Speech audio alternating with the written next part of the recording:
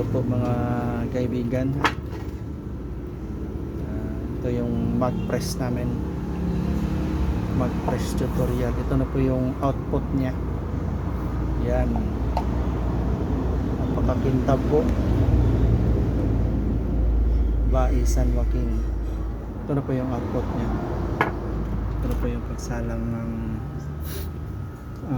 sublimation mag print sublimation. Ito na po ito. Ito na po yun. Yan yung output. Ang galing. Kakaiba yung ano, kulay. Ito po habang nagpe-print po. Habang nagsasalang po yung ano, yung mag,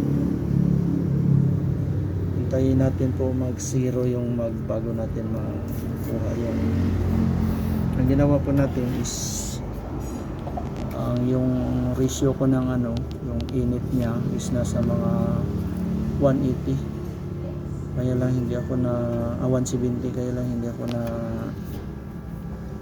ano doon na nilagay ko sa 190, kaya ganito yung output niya. Yan, 190. Yan, galing.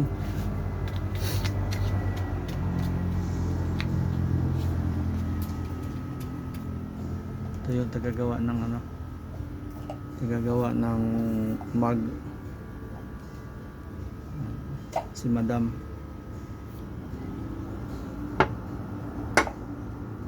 Saan naman mo naman nagihurot? Ano ito na mga anak ko?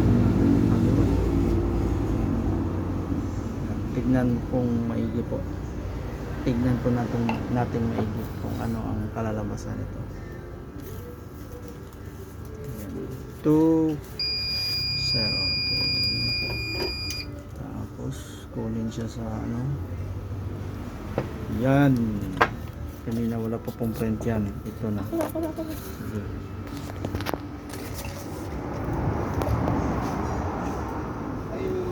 Oh, kadali lang.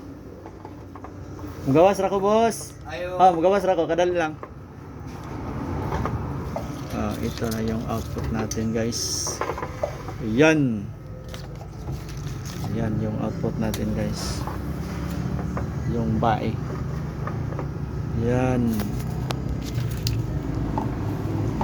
Ito na, guys.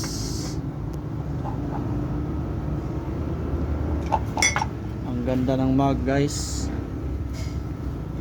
Parang ano lang. Yan. Yan yung output namin, guys. Okay. Galing. Wow. Bye bye.